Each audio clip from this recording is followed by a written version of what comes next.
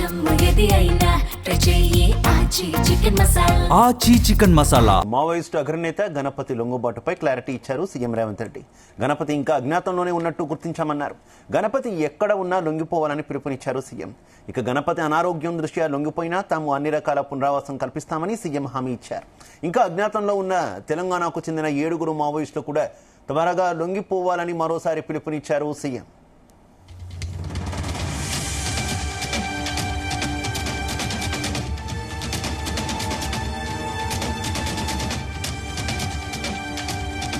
Maoist అగ్రనేత Ganapati లొంగుబాటుపై clarity ఇచ్చారు ముఖ్యమంత్రి రేవంత్ రెడ్డి. గణపతి ఇంకా అజ్ఞాతంలోనే ఉన్నట్టు గుర్తించామన్నారు. గణపతి ఎక్కడ ఉన్నా లొంగిపోవాలని పిలుపునిచ్చారు సీఎం. గణపతి అనారోగ్యం దృష్ట్యా లొంగిపోయినా తాము అన్ని రకాల పునరావాసం కల్పిస్తామంటూ హామీ ఇచ్చారు. ఇంకా అజ్ఞాతంలో ఉన్న తెలంగాణకు చెందిన 7 మావోయిస్టులు కూడా త్వరగా లొంగిపోవాలని మరోసారి పిలుపునిచ్చారు ముఖ్యమంత్రి రేవంత్ రెడ్డి. ఇక ఇదే విషయానికి సంబంధించి మరింత సమాచారం మా చీఫ్ న్యూస్ కోఆర్డినేటర్ రాధాకృష్ణ అందిస్తారు. రాధాకృష్ణ. Good evening Shiva. మొత్తం మావోయిస్ట్ పార్టీకి సంబంధించి గత కొద్ది రోజులుగా జరుగుతున్నటువంటి ప్రపంచం మొత్తంగా కూడా ఎట్లయితే ప్రచారం జరుగుతుందో దానికి సంబంధించి ఇవాళ అత్యంత కీలకమైనదిగా భావించాల్సి ఉంటుంది మనం. సో సీఎం రేవంత్ రెడ్డి ఆధ్వర్యంలో దాదాపు 130 మందికి పైగా మావోయిస్టులు ఈ రోజు లొంగిపోయిన పరిస్థితి.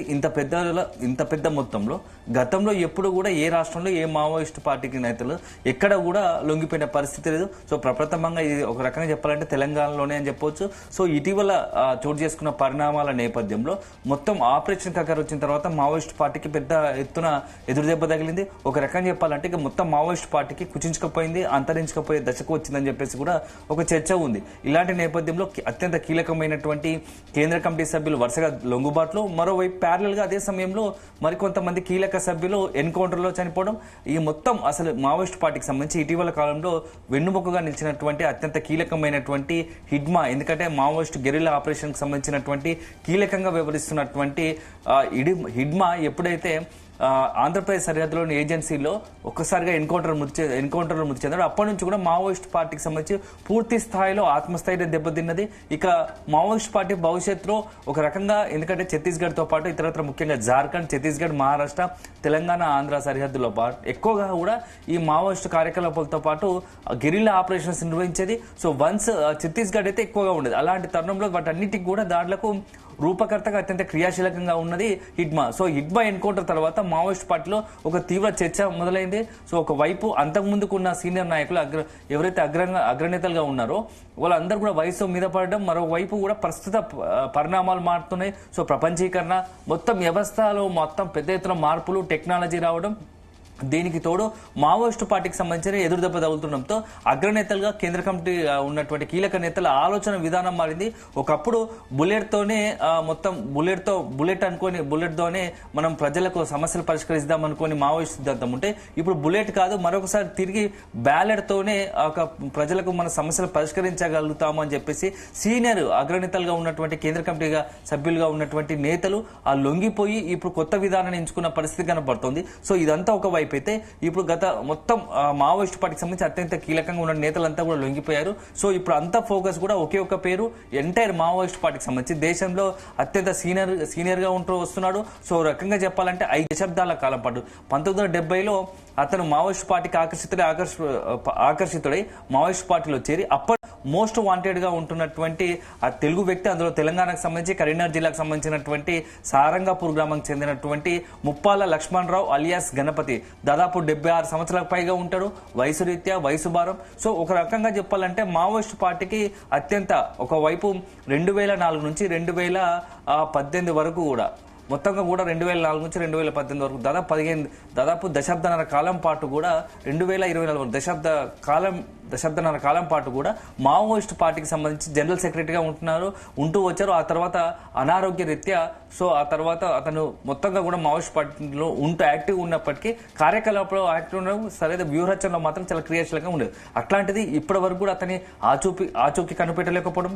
ఒకవైపు నిన్న మొన్న జరుగుతున్న ప్రచారంలో సీఎం రేవంత్ రెడ్డి వద్దు మావోయిస్టులు లొంగిపోతారని చెప్పేసి ప్రచారం జరిగిన నేపథ్యంలో గణపతి ఉన్నాడా, గణపతి లొంగిపోబోతున్నాడా, ఎందుకంటే గణపతి లాంటి ఒక సీనియర్ ఉన్నటువంటి ఉన్నటువంటి దశాబ్దాల కాలం పాటు మావోయిస్టులకు అత్యంత కీలక నేత, అగ్రనేత, మొత్తం మావోయిస్ట్ పార్టీకి సంబంధించినటువంటి ఒక రకంగా చెప్పాలంటే కురువృద్ధుడు. ఆయన ఆధ్వర్యంలోనే మావోయిస్ట్ పార్టీ ఇప్పుడు ఇట్లాంటి పరిస్థితికి వచ్చింది. అంటే దశల వారీగా ఉద్యమాన్ని విస్తరించినాడు. సో పలు రాష్ట్రాల్లో ఉద్యమాన్ని విస్తరింపజేయడం అత్యంత కీలకంగా ఉన్నటువంటి మావోయిస్టు నాయకుడు గణపతి లొంగిపోతున్నాడు కాబట్టి సీఎం రేవంత్ రెడ్డి ఆ ప్రెస్ మీట్ పెట్టబోతున్నాడు. సో ఆయనతో పాటు అత్యంత కీలకమైన ముఖ్య నాయకులందరూ లొంగిపోతున్నారు అని చెప్పి చర్చ జరిగింది. కానీ కాసేపటి క్రితమే దానికి సంబంధించి పూర్తి స్థాయిలో అందరికీ స్పష్టత వచ్చింది. సో లొంగిపోయిన వారిలో మావోయిస్టు అగ్రనేతగా అనుకున్నటువంటి గణపతి లేరు. సో గణపతి లొంగిపోవాలని చెప్పి స్వయాన సీఎం రేవంత్ రెడ్డి, తెలంగాణ రాష్ట్ర ముఖ్యమంత్రి రేవంత్ రెడ్డి ఒక అప్పీల్ చేశాడు. సో గణపతి లొంగిపోవాలనే దానికి అన్ని రకాలుగా మేము అతను ఒకవేళ డిమాండ్లు ఏమైనా పెడితే వాటిని నెరవేర్చడానికి సిద్ధంగా ఉన్నాం. సో ఎందుకంటే రీసెంట్ గా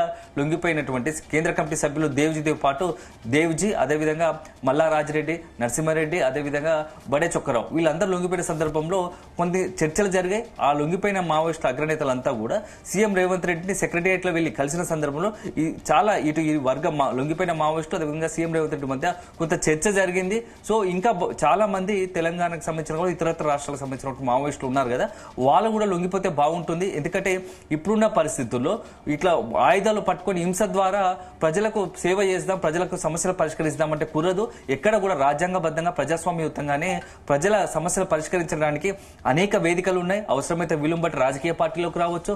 అదే సందర్భంలో ఇతరత్ర అనేక సంఘాలు కూడా ప్రతినిత్యం కూడా ప్రజా సమస్యలకే పోరాడుతున్నాయి. సో అట్లాంటి శాంతియుతంగా ఎవరు ప్రజల కోసం పోరాడితే ఖచ్చితంగా ప్రభుత్వం కూడా వీలైనంత వరకు ఆ సమస్యలు పరిష్కరించడానికి సిద్ధంగా ఉంది. అదే సందర్భం ఖచ్చితంగా ఎవరైనా సరే ప్రజల సమస్య కోసం పోరాడే హక్కు, పోరాడే స్వతంత్రం అందరికీ ఉంటుంది. అది కూడా ప్రజాస్వామ్యబద్ధంగా, రాజ్యాంగబద్ధంగా ఉండాలని చెప్పేసి సీఎం రేవంత్ రెడ్డి ఈ రోజు అన్న సంగతి తెలిసింది. సో దాంట్లో భాగంగా చాలా కీలకమైన వ్యాఖ్యలు చేశారు. సో గణపతి లొంగిపోవడానికి ఏదైనా షరతులు పెడితే వాళ్ళలో అవకాశం ఉన్న వాటికి ఎంతవరకు అయితే రాష్ట్ర ప్రభుత్వం ఆధ్వర్యంలో తెలంగాణ ప్రభుత్వం చేయదలిసినంత చేస్తాం, ఇంకా ఏదైనా అంశాలు ఉంటే కేంద్ర ప్రభుత్వ దృష్టికి కూడా తీసుకెళ్తామని చెప్పిన పరిస్థితి కనబడుతుంది. సో ఇప్పుడు లొంగిపోయిన వారిలో అత్యంత కీలకంగా ఉన్న వాళ్ళందరూ కూడా కొన్ని ప్రతిపాదనలు పెట్టారు. ఎందుకంటే దశాబ్దాల కాలంగా కూడా కొంతమంది మావోయిస్టులపై కేసులు పెట్టి జైల్లో ఉంటున్నారు. సో అలాంటి మావోయిస్టుల పట్ల కూడా కొంత ప్రభుత్వం సానుకూలంగా స్పందించాలని చెప్పేసి కూడా ఇటీవల లొంగిపోయినటువంటి దేవితో పాటు మల్లా రాజిరెడ్డి సీఎం రేవంత్ రెడ్డి ముందు ప్రతిపాదన పెట్టినట్టు తెలుస్తుంది. అదే సందర్భంలో సో ఒకవైపు సుదీర్ఘకాలం దశాబ్దాల కాలం పాటు ఆయుధాల పట్టి అడవిలో ఉన్నాం. సో ఇలాంటి సారంగా లొంగిపోతున్న తరుణంలో ఎందుకంటే ప్రభుత్వం అప్పీల్ చేస్తుంది. సో పరిస్థితులు కూడా ఇక ఇంతకు మించి ఏం చేయలేని నేపథ్యంలో లొంగిపోవడానికి మేము సిద్ధపడుతున్న క్రమంలో మాకు భవిష్యత్తు ఉపాధి కోసం కొంత ఆలోచన చేయాలి ప్రభుత్వం. అంటే ఏదైతే ఇప్పుడు సరెండర్ అయిన వాళ్ళకి, లొంగిపోయిన వారికి ప్రభుత్వం ఇస్తుందో అది మరింత ప్రకటిస్తే బాగుంటుంది అని, నగదు ఏదైతుందో అది పెంచితే బాగుంటుంది అని చెప్పేసి ఒక ప్రతిపాదన. సరే నెక్స్ట్ మేము ఏదైతే లొంగిపోయిన తర్వాత మా జీవనోపాధి కోసం ప్రభుత్వం ఆల్టర్నేట్ గా ఏదైనా వ్యవసాయ భూమిని ఇస్తే బాగుంటుంది అని చెప్పేసి ఒక ప్రతిపాదన తీసుకోవడంతో పాటు కేసులు ఎత్తివేత, ఇలా చాలా అనేకమైనటువంటి అంశాలను సీఎం రేవంత్ రెడ్డి ముందు ఉంచినట్టుగా తెలుస్తుంది. అందులో కొన్ని పట్ల దాదాపు 60-70% తెలంగాణ ప్రభుత్వం అన్నిటికి కూడా చాలా మటుకు కొంత సానుకూలంగా ఉన్నప్పటికీ ఇప్పటికే సీఎం రేవంత్ రెడ్డి కాసేపటి క్రితం ప్రకటించారు. సో మొత్తంగా తెలంగాణ వ్యాప్తంగా చాలా మంది మావోయిస్టులు లొంగిపోతున్నారు కాబట్టి అందరికీ గత కొద్ది రోజులుగా గణపతికి సంబంధించి చాలా వార్తలు వచ్చినటువంటి పరిస్థితి కదా. ఆల్రెడీ లొంగిపోయారని కొన్ని వార్తలు వచ్చినటువంటి పరిస్థితి లేదు, కొంత పోలీసులకు సమాచారం అందింది, చర్చలు కూడా నడుస్తున్నాయి అనేటటువంటి వార్తలు కూడా వచ్చినాయి. అంటే ముఖ్యమంత్రి ప్రకటనతో దీని మీద ఒక స్పష్టత వచ్చిందని అనుకోవాలా? అలాగే ప్రభుత్వం కూడా విజ్ఞప్తి పట్ల మిగిలినటువంటి తెలంగాణకు చెందినటువంటి ఈ మావోయిస్టులంతా కూడా కొంత సానుకూలంగా స్పందించే అవకాశం ఎంతవరకు ఉందనుకోవచ్చు? శివ, ఖచ్చితంగా ఇప్పుడున్న పరిస్థితుల్లో మావోయిస్ట్ పార్టీకి సంబంధించి దాదాపుగా ఒక అంకం మూసిందని చెప్పవచ్చు. వాళ్ళ పోరాట పంతా మారబోతా ఉంది. ఇన్ని రోజులు అరణ్యంలో ఉన్న అన్నలు ఇక కాస్త జనజీవన స్రవంతిలోకి రావడానికి సిద్ధపడుతున్నట్టుగా తెలుస్తోంది. సో మన ఇటీవల జరుగుతున్న పరిణామాలన్నీ కూడా దాన్ని బలపరుస్తున్నాయి. అది ఇక దాదాపుగా ఆల్మోస్ట్ ఇప్పుడు మావోయిస్ట్ పార్టీ సంబంధించి అంత కీలకమైన క్యాడర్ కావచ్చు, అది నేతలు అంతా లొంగిపోయిన పరిస్థితి. ఇంకా టాప్ 10 అంటే ఒక కొంతమంది కీలక అగ్రనేతలతో పాటు ఒక 10-15% అక్కడ మావోయిస్టు నేతలు కావచ్చు, ఇతరత్ర కొంత దళాలు ఉంటే ఉండొచ్చు, వాటి కూడా త్వరలో లొంగిపోయే అవకాశాలు కనబడుతున్నాయి. సో గణపతి విషయానికి వస్తే మొదటి నుంచి కూడా సీనియర్ గా ఉంటూ వస్తున్న అగ్రనేతలు, ఒక రకంగా చెప్పి మావోయిస్ట్ పార్టీ కురువృద్ధుడు, అతనే అన్నిటికీ గాడ్ ఫాదర్. మావోయిస్ట్ పార్టీకి ప్రస్తుతం ఉన్నటువంటి ఇప్పుడున్న పరిస్థితులు ఈ జనరేషన్ లో మావోయిస్ట్ పార్టీకి గాడ్ ఫాదర్ గా గణపతి ఉంటున్నాడు. సో అట్లాంటి గణపతి కనుక గురైతే లొంగిపోతే దాదాపుగా ఇక మొత్తం మావోయిస్టులు అందరూ కూడా ఖచ్చితంగా ఆయన దారి పడతారు, ఆయన వెంటే నిలుస్తారు అనేది ఒక ప్రభుత్వం ఆలోచన ఉన్నట్టుగా తెలుస్తోంది.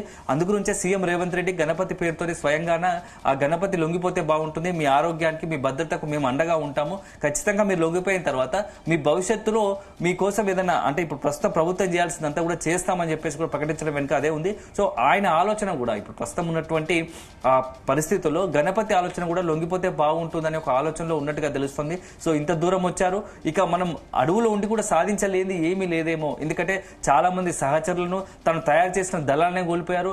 తన అనుకున్నటువంటి నిత్యం, ఎందుకంటే దాదాపు 5 దశాబ్దాల కాలంగా ఎన్నో దళాలను అతను తయారు చేశాడు. మావోయిస్టు పలు రాష్ట్రాలకు మావోయిస్టు పార్టీని విస్తరించాడు. అలాంటి మావోయిస్టు పార్టీ ఇప్పుడు మొత్తం తుడిచిపెట్టుకుపోయే పరిస్థితి ఉంది.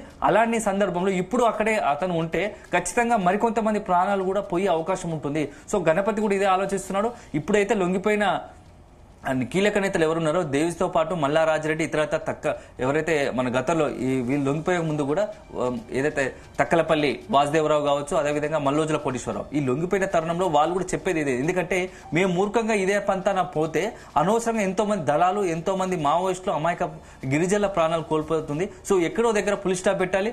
ఎందుకంటే పోరాట పంతా మారింది. ఒకప్పుడు ప్రజల నుంచి కొంత మద్దతు ఉండేది, ఇప్పుడు లేదు. పోరాట విధానం మారిపోయింది. అయినా జనాలు కూడా ఆ వైపుగా ఆలోచించట్లేదు.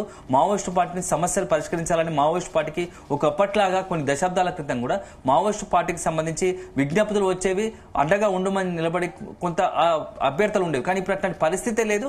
మొత్తం మారిపోయింది, వ్యవస్థనే మారిపోయింది. సో టెక్నాలజీ రావడంతో కొంత మార్పులు వచ్చాయి. ఈ నేపథ్యంలో సో ఏవైతే అగ్రనేతలు భావిస్తున్నారో పైనుంచి కింది వరకు వ్యవస్థ అంతా కూడా ఒకేలాగా ఆలోచిస్తున్నట్టు తెలుస్తోంది. అగ్రనేతలు కూడా ఆలోచన అదే ఉంది. దేవిజీ ఏ విధంగా ఆలోచిస్తున్నాడు, లొంగిపోయాడు, అదే సందర్భంలో గణపతి కూడా అదే రకంగా ఆలోచిస్తున్నట్టుగా తెలుస్తుంది.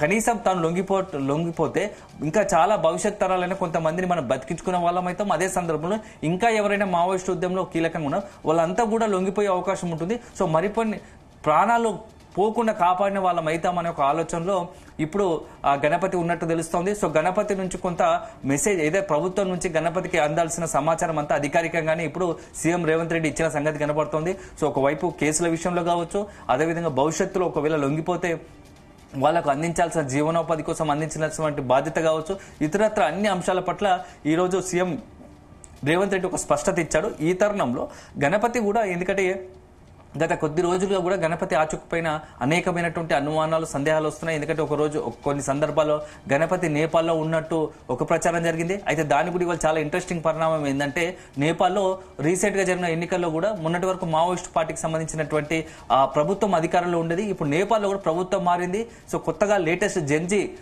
ప్రభావం ఎక్కువగా ఉన్న ఆ జనరేషన్ సంబంధించినటువంటి ప్రభుత్వం అక్కడ ఒక యువ పాప్ సింగర్ ముఖ్యమంత్రి అక్కడ ఉన్నటువంటి అధ్యక్ష పీఠాన్ని చేసుకోబోతున్నాడు. ఈ నేపథ్యంలో ప్రధాని కాబోతున్న నేపథ్యంలో ఇప్పుడు నేపాల్లో కూడా గణపతికి ఒకవేళ ఉంటే కనుక అది ఇప్పుడు ఉన్న పరిస్థితిలో షెల్టర్ జోన్, సరైన షెల్టర్ జోన్ కాదు, అక్కడ కూడా కొంత ఇబ్బందికర పరిస్థితులు ఉంటాయి. కాబట్టి సో నేపాల్లో ఉండలేని పరిస్థితి, అదే రకంగా తెలుగు రాష్ట్రాల్లో ఎక్కడున్నా పట్టుకునే పరిస్థితి. ఇక ఛత్తీస్గఢ్ అబూజ్మడ్ లాంటి ఏంటంటే మావోయిస్టులకు అత్యంత షెల్టర్ జోన్, ఒక రకంగా కీకారణ్యము. ఆ అబూజ్మడ్ లోకి ఎవడు పోరు.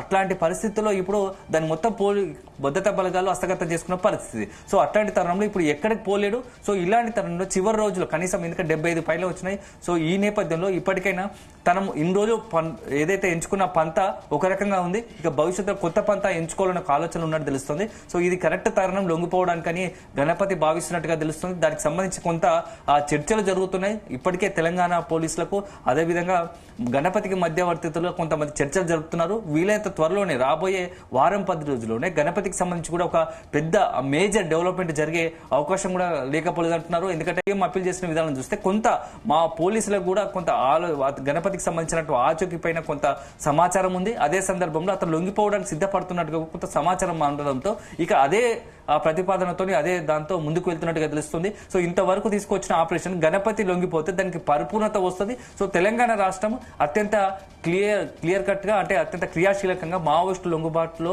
అదేవిధంగా మావోయిస్టు వ్యవహారంలో చాలా చాకచక్యంగా వ్యవహరించింది. అత్యంత కీలకమైన నేతలు లొంగుబాటు గురవడంలో రాష్ట్ర ప్రభుత్వం పోలీసులు కొంత ప్రత్యేకత ప్రాధాన్యతగా చాలా సీరియస్ గా తీసుకొని కొంత ప్రయత్నం చేశారు. దాంట్లో సక్సెస్ అయ్యారని చెప్పేసి దేశవ్యాప్తంగా కూడా కొంత కితాబు అంటే ఒక రకమైన రెస్పెక్ట్ కావచ్చు, గౌరవం కావచ్చు, వాళ్ళపైన ప్రశంసలకు వర్షం కురిసే అవకాశం ఉంటుంది. ఇలాంటి నేపథ్యంలో తెలంగాణ ప్రభుత్వం అదేవిధంగా పోలీసులు కూడా మావోయిస్టు అగ్రనేత గణపతితో పాటు ఇతర ఇంకా 7 ఉన్నారని చెప్తున్నారు. వాళ్ళందరూ కూడా లొంగిపోయేందుకు అన్ని రకాలుగా మేము మద్దతు ఇస్తాము, సో మీకు ఎట్లాంటి ఇబ్బంది ఉండదని చెప్పేసి ఒక భరోసా ఇచ్చే ప్రయత్నం చేస్తున్నారు. సో ఈ భరోసా ద్వారా ఖచ్చితంగా గణపతితో పాటు రాబోయే అతి కొద్ది రోజుల్లోనే గణపతితో పాటు మిగతా ఎవరైనా అత్యంత కీలకంగా ఉన్నట్టు మావోయిస్ట్ నేతలు ఇతర దళాలు కూడా లొంగిపోయే అవకాశం లేదనే ఒక అనుమానాలు సందేహాలు వ్యక్తమవుతున్నాయి. సో అల్టిమేట్ గా మాత్రం ఇప్పుడున్న పరిస్థితుల్లో ఒక రకంగా కేంద్ర ప్రభుత్వం ఏదైతే తీసుకుందో 2026 మార్చి చివరి కల్లా అంటే ఈ ఫైనాన్షియల్ ఇయర్ ముగించే లోపు ఆపరేషన్ కగార్తో మావోయిస్టు ఉద్యమానికి మొత్తంగా కూడా పులి స్టాప్ పెట్టాలి. ఇక మావోయిస్టు అనేది దేశంలో మావోయిస్టులు అనే వారు లేకుండా చేయాలని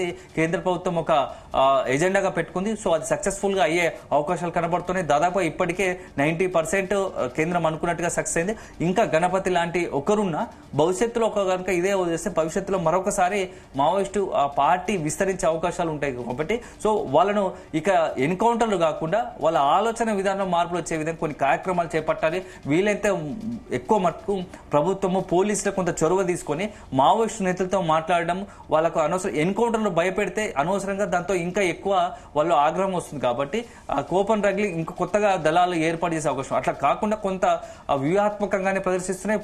పోలీసులు కూడా ఆయుధాలతో పని చెప్పకుండా మాటలతో కొంత సంప్రదింపులు చర్చల ద్వారా మధ్యవర్తిత్వం ద్వారా మావోయిస్టు కీలక నేతలు ఇతరత్ర వాళ్ళందరూ లొంగిపోవడానికి కొంత ప్రయత్నాలు చేస్తున్నారు. ఒక రకంగా తెలంగాణ ప్రభుత్వం తీసుకుంటున్నటువంటి ఈ ఇనిషియేషన్ ఏది ఉందో 100% మిగతా రాష్ట్రాలతో పోల్చే సక్సెస్ గా ఉంది. సో ఇప్పటికే ఎందుకంటే అత్యంత కీలకమైన నాయకులంతా కూడా లొంగిపోయిన పరిస్థితి. సో ఖచ్చితంగా తెలంగాణ పోలీసులకు క్రెడిట్ ఇవ్వాల్సిందే. అందులోనూ రాష్ట్ర ప్రభుత్వం చొరవను కూడా ఎవరు కాదన్నారు. సో ఇలాంటి తరుణంలో ఇక గణపతిని ఒక్కడి కూడా లొంగుబాటు గురి చేస్తే గణపతి ఒక్కడికి కూడా లొంగిపోతే అది ఖచ్చితంగా తెలంగాణ ప్రభుత్వానికి మరింత ఒక రకమైన ప్రశంసలు కురిచే అవకాశం ఉంటుంది. కేంద్రంలో ఈ ఆపరేషన్ కగార్ చేపడితే అందులో అత్యంత క్రియాశీలంగా యాక్టివ్ గా పనిచేసింది తెలంగాణ ప్రభుత్వం అనేది కూడా కొంత ఇక్కడ పోలీసులకు అదేవిధంగా ప్రభుత్వానికి కూడా కీర్తి ప్రతిష్టలు లభించే అవకాశం స్పష్టంగా కనబడుతుంది. సో రాబోయే కొద్ది రోజుల్లోనే 10 రోజుల్లోనే మావోయిస్టు అగ్రనేతగా అదేవిధంగా కురువృద్ధుడు మావోయిస్టు గాడ్ ఫాదర్ గా ఉన్నటువంటి గణపతి కూడా లొంగుబాటు తప్పదు అనే ఒక వార్తలు వస్తున్నాయి. సో 10 రోజుల్లో ఏం జరగబోతోంది, నిజంగానే